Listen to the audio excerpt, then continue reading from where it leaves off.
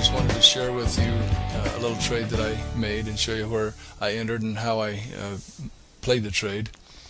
First of all, this would be the bar that this candlestick would be well into the trading area based on the hot lines, but the confirmation came at the beginning of this bar on the cross on the Mayo.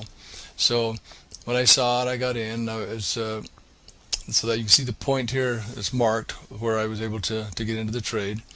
Then this blue line I've marked on here, when the trade went up past 5 pips, I thought, well, it's a 15-minute time frame, I'll just lock in my 5 pips and go do something else.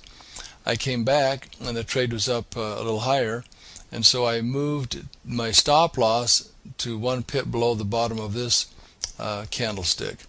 And then I got busy doing some things, and next thing I know I came back and it had stopped me out. Well, the difference between where I got stopped out and where if I had gone to the maximum was 3 pips, but for the whole trade I made looked like 11-12 pips on the whole trade. So that's kind of how this trade went. I had a few minutes, I saw a signal, I got in, moved my stops up and managed the trade, and I got a good share of what the trade was going to give me. On this trade, I just wanted to show you a little trade that I took. Now, I entered it based on the 4-hour signal when the cross and the close of the first bar, and I entered at the beginning of the next bar. So the Mayo was on the top side of the 0 line, so that said to take the trade. But then I managed it and monitored this trade on a smaller time frame. Now you can see where I've moved to the 30-minute time frame to manage this trade, and so it was entered. I live in Mountain Time, and so this was 10 o'clock at night when I entered the trade.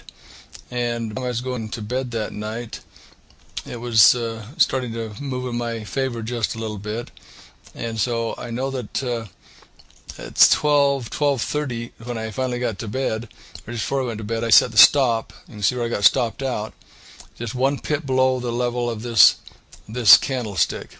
So I'd locked in 17 pips of profit.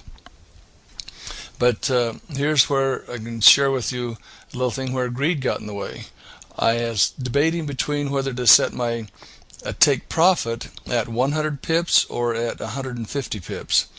And so since I entered on a 4-hour chart, I figured there might be a little more move on this, and the pound yen moves quite well. And so I thought I'll just go for 150.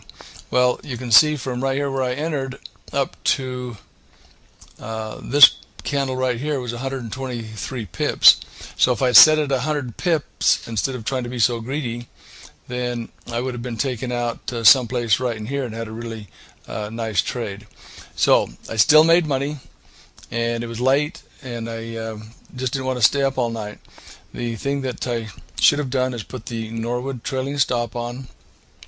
If I'd done that, then I would have gotten about between 50-55 pips out of that trade had I put the trailing stop on. But when you're tired, that's another reason why you don't want to trade when you're tired. You start making mistakes.